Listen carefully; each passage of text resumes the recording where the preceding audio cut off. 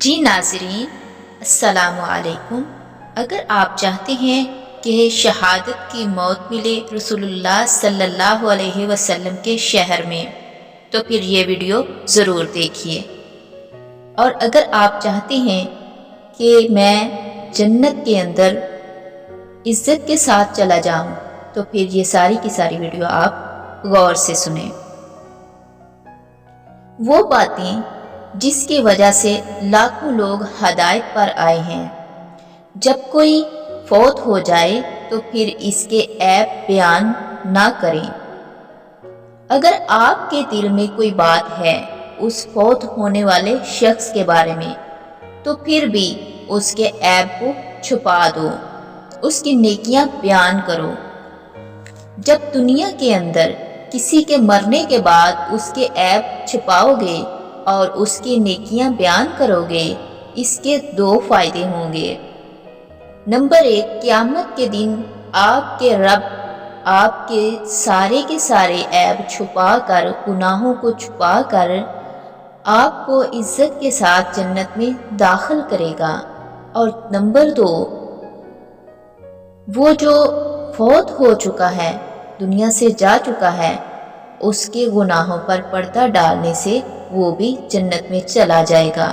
کیوں نہ کہ اللہ کے نبی صلی اللہ علیہ وسلم نے فرمایا کہ جب فوت شدگان چلا جاتا ہے، جو فوت شدہ ہے وہ چلا جاتا ہے، تو فرشتے اس کی میت کے پاس بیٹھ کر اس کی گواہیاں لکھتے ہیں۔ اس لیے آپ اس کی نیکیاں بیان کریں۔ کیا آپ چاہتے ہیں کہ ہمارے گناہوں کی ویڈیو چل رہی ہو اور اس کو نبی دیکھیں، ہمارے رشتہ دار دیکھیں، ماں باپ، برادری، بہن بھائی سب دیکھیں؟ یا آپ یہ چاہتے ہیں کہ میرے سارے عیب چھپ جائیں اور میں عزت کے ساتھ جنت میں چلا جاؤں؟ پھر آپ بھی فوت ہونے والوں کے گناہوں کی پردہ پوشی کریں۔ اگر آپ پردہ پوشی کریں گے تو اس کی وجہ سے اللہ تعالیٰ اس میت کو جنت الفردوس عطا کر دیں گے۔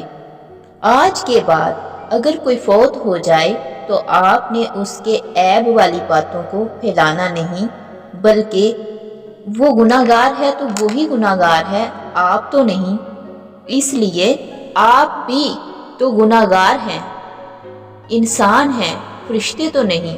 اگر آپ اس کے گناہوں پر پردہ پوشی کریں گے تو اللہ تعالیٰ بھی قیامت کے دن آپ کے گناہوں پر پردہ ڈال دے گا اور جنت الفردوس میں عزت کے ساتھ آپ کو داخل کر دے گا۔ بلکہ نبی کریم صلی اللہ علیہ وآلہ وسلم نے فرمایا، صحیح مسلم میں حدیث موجود ہے، آپ نے فرمایا اپنے فوت شدگان کے لیے آپ دعائیں کیا کریں، اور ان دعاؤں میں سے ایک دعا یہ ہے، اے اللہ اسے بخش دے اور اس پر رحم فرما اور اسے عافیت عطا فرما اور اسے معاف فرما اور اس کی بہترین مہمان نوازی فرما اور اس کے داخلے کی جگہ یعنی قبر کو کشادہ فرما اور اسے پانی، اولوں اور برف سے دھو دے اور اسے گناہوں سے اس طرح صاف کر دے جیسے کہ تو سفید کپڑے کو میل کچیل سے صاف کرتا ہے، اور اسے اس کے گھر کے بدلے بہتر گھر عطا فرما اور اس کے گھر والوں سے بہتر گھر والے اور اس کی زوج سے بہتر زوج عطا فرما اور اسے جنت میں داخل فرما اور اسے قبر کے عذاب اور آگ کے عذاب سے بچا لے۔ دوسری دعا یہ ہے، اللہم اغفر لہ وارحمہ واغسلہ بالبرد واغسلہ کما یغسل الثوب۔ اے اللہ اسے بخش دے اور اس پر رحم فرما اور اسے برف سے دھو دے اور اس سے اس طرح دھو دے جس طرح کپڑا دھویا جاتا ہے۔